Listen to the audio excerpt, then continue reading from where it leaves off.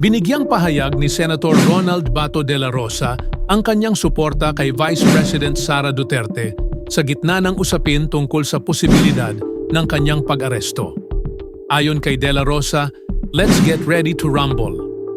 Sinabi pa niya na ang mas lalo pang pananakit o pag-atake kay VP Sara ay mas nagpapalakas ng kanyang paninindigan. Binanggit din niya ang estilo umano ng mga Duterte na mas lalong lumalaban kapag sinubukan silang pigilan o apihin. Sa gitna nito, napag-usapan din ang naging pahayag ng dating Pangulong Rodrigo Duterte.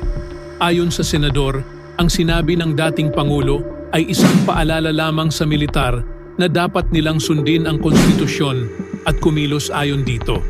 Hindi raw ito panawagan ng paghihimagsik o pag-aklas, kundi isang simpleng pagbibigay ng mga opsyon na dapat pag-isipan ng mga sundalo.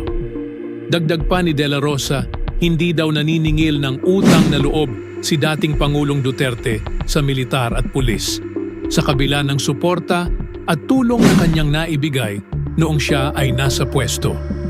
Binibigyang diin nito na hindi tipo ng dating Pangulo ang magpakita ng paboritismo, bagkus ay nais lamang niyang tiyakin na ginagawa ng bawat isa ang kanilang trabaho ng maayos.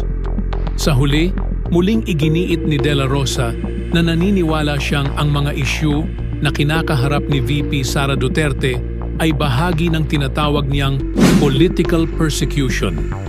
Aniya, handa siyang magpakita ng suporta para sa Vice Presidente.